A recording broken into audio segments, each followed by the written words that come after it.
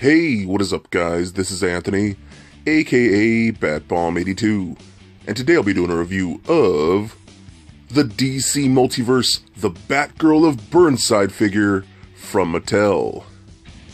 Now, taking a look at the front, we can see that the figure is showcased in your standard DC Multiverse window box packaging.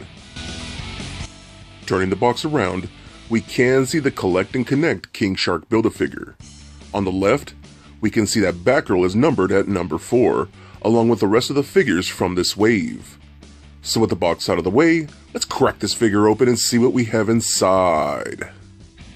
And here is Burnside Batgirl out of the box. And man, I must say, this figure is okay. It does have some good things about it, and it does have some bad things about it. But overall, I'm really pleased to check it out. But before we take a closer look at the figure, let's take a look at the accessories. Now, Batgirl comes with 3 accessories. Starting off, she comes with the left arm for the Collect and Connect King Shark Build-A-Figure. She also comes with a cell phone and a yellow Batarang. So with the accessories out of the way, let's take a closer look at Batgirl. Alright guys, now let's take a closer look at Batgirl here.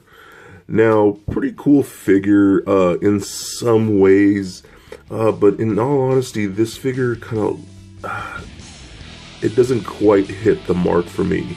I think if you're just looking at it in a certain way, maybe if you pose it on your shelf a certain way, it'll look okay, but it does have a lot of really awkward problems that I'll show you what I mean. Now, the head sculpt looks okay. I think it does look pretty good for what we do get. You know, the sculpting looks pretty nice and whatnot. The paint apps are for the most part pretty clean. Mine does have some spotting right there on the cheek. I don't know if you can see that. Let me darken this up a bit. You can kind of see the spots right there on the cheek, and I tried scraping those off. It just was not happening. So yeah, the head sculpt looks okay. I dig it for the most part. I'm not sure how I feel about the hair. I mean, I guess it looks okay too. Nicely sculpted for the most part. And, we get some two-toning paint apps in there. It looks pretty good, I guess. I do like this design of the character. I'm a big fan of this design right here. I think the suit looks really cool. Kind of harkens back to an older Batgirl, yet still kind of updated in this whole purple and yellow motif that she has going on. So pretty cool. Yeah, the paint apps are really clean. I think, yeah, it's nothing spectacular, to be honest. Some of the colors do look a little flat. I mean, I don't know. It's okay for what it is. I think her boots came out really cool. Got those yellow like combat boots or work boots with the black laces and a black sole. Yeah, I think it looks really cool. She does have a cape right here that has the yellow inlining with the black on the outside, and there's a softer pliable plastic, which looks okay. Now, a couple things. Her hands, I kind of wish she came with alternate hands because they're just positioned specifically to hold her 2 accessories in kind of an awkward way. That's one of the things I just don't really like about this figure. So she does come with a little cell phone right here, and I wish it's pretty simple. It's just pretty molded in this like gray plastic. I wish like the screen was maybe painted like either white or maybe like a light blue or something like that. And you kind of have to have on the left hand right here, you kind of slide the phone into her hand, and she holds it like that, and she holds it very well. You know, I do like that. So you can kind of make it look like she's, you know, taking some selfies or something like that. So I don't know, pretty cool for the most part though. And then on the right hand, this hand is specifically for holding a Batarang, and again, she holds it very well. What I did notice, this Batarang is really thick compared to what I think it should be. So it's just a little odd on the thickness of this Batarang. So you can kind of see right there what I mean. So it's a little odd, but again, this hand is molded strictly just to hold that. Like, I really wish she had come with a close-fisted hand or something that throws some punches or something, but sadly we did not get that.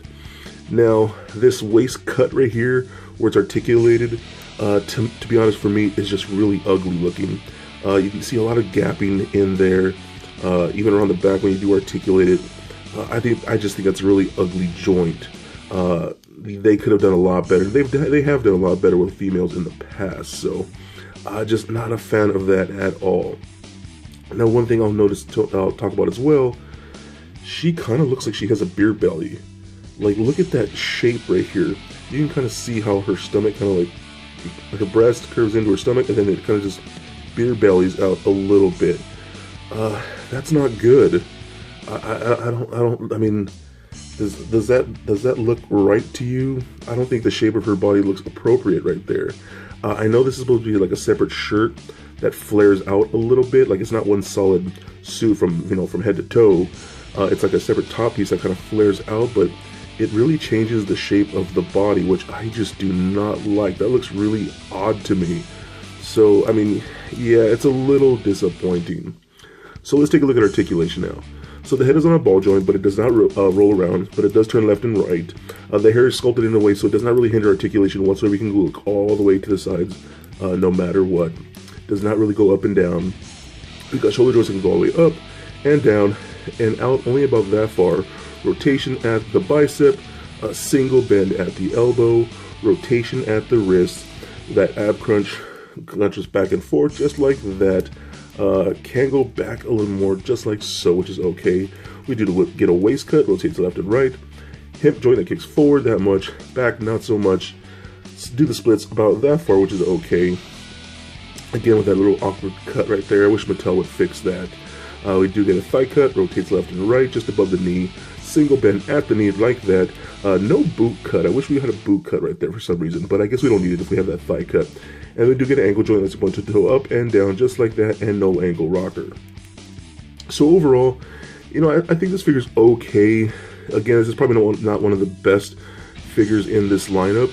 I do like her accessories, the fact that we get a batarang and the cell phone, because from what I'm seeing, the cell phone is such like a big role with this Batgirl character, because she is like a straight up teenager type of Batgirl. And I think if you just have her posed on a shelf, mixed in with all your other Mattel figures, I think she'll look pretty cool for the most part. And yeah, I think this figure might be a pickup. So for a quick size comparison, here she is standing next to a Marvel Legends Captain America figure, as well as a DCUC Batman figure. Also for comparison, here she is standing next to the 3 other figures from this wave that I've already previously reviewed. And just for fun, here she is standing next to little Lego Bat-Bomb. So there it is, guys, my review of the DC Multiverse Burnside Batgirl. Now overall, I think she is a pretty cool figure. Some of the awkward shapes and articulation do throw me off a bit, but I really do like her sculpt and for the most part her paint apps. I think she's got great accessories, and I think she'll display very well in your collection. So please comment, like, and subscribe. Stay nerdy, my friends. Peace.